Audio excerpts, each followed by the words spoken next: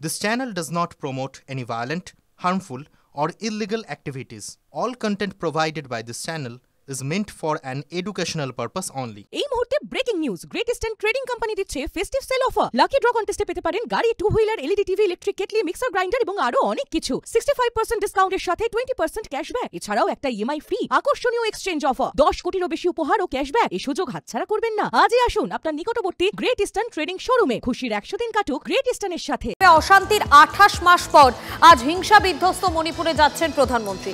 বেলা 12:30 নাগাদ আইজল থেকে মণিপুরে যাবেন তিনি। প্রথমে চূড়াচাঁদপুরে যাবেন তিনি।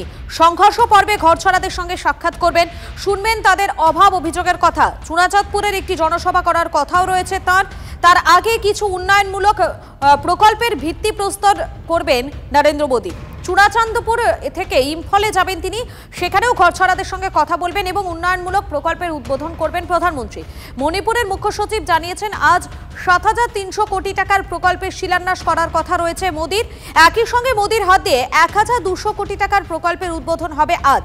2 বছরের বেশি সময় ধরে গোষ্ঠী সংঘর্ষে উত্তপ্ত মণিপুর। গত ৩রা মে ২০২৩ থেকে মণিপুরে হিংসার ঘটনা ঘটছে বারবার। মেইতি এবং কুকি জনজাতির সশস্ত্র গোষ্ঠীগুলির মধ্যেই সংঘর্ষে প্রাণ হারিয়েছেন অনেকে। সংঘর্ষ পর্বের এই প্রথম মণিপুরে যাচ্ছেন মোদী। শেষবার ২০১৯ সালে মণিপুরে গিয়েছিলেন প্রধানমন্ত্রী।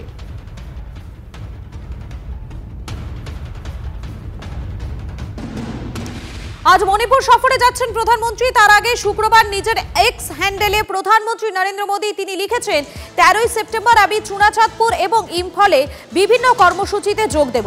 মণিপুরের অন্তর্ভুক্তিমূলক এবং সর্বাত্মক উন্নয়নকে আরও এগিয়ে নিয়ে যেতে আমরা সম্পূর্ণরূপে প্রতিশ্রুতিবদ্ধ।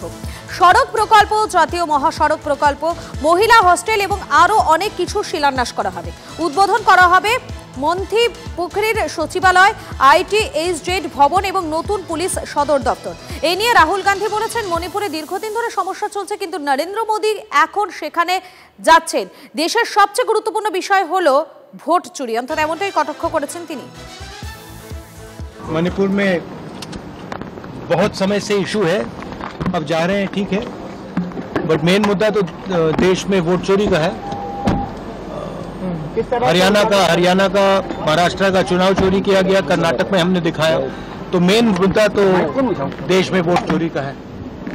सब जगह लोग यही कह रहे हैं, वोट चोर। রাহুল গান্ধী গন্ডগোল করানোর জন্য গিয়েছিলেন মণিপুরে, পাল্টা বিজেপি নেতা দিলীপ ঘোষ। রাহুল গান্ধীরা গন্ডগোল করাবার জন্য গেছেন, মাননীয় প্রধানমন্ত্রী গন্ডগোল মেটাবার জন্য গেছেন। ওখানে যারা ভারতীয়রা আছেন, যারা শান্তিতে থাকেন, তাদের মনোবল বাড়াতে, ওখানকার সরকার প্রশাসনের যারা ওখানে শান্তি রক্ষা কর্মী আছেন, আধা মিলিটারি থেকে আরম্ভ করে সবার মনোবল বাড়াতে মাননীয় প্রধানমন্ত্রী গেছেন। মণিপুরের সমস্যা আজ নয়, কংগ্রেস জিয়ে রেখেছিল, কংগ্রেস তৈরি করেছিল, এখনো কংগ্রেস চাইছে ওটা চলুক, কিন্তু যেরকম কাশ্মীরের সমস্যা সমাধান হয়েছে, মণিপুরের সমাধান খুব তাড়াতাড়ি হবে। রবিবার অসমে একাধিক কর্মসূচি রয়েছে প্রধানমন্ত্রী। সেদিনই সন্ধ্যাবেলায় কলকাতায় আসবেন তিনি। রাজভবনে রাত্রিবাস করবেন। সোমবার সকালে ফোর্ট উইলিয়ামে সেনার কমান্ডার্স কনফারেন্সের উদ্বোধন করবেন মোদী। সোমবার দুপুরে বিহারে রওনা দেবেন প্রধানমন্ত্রী।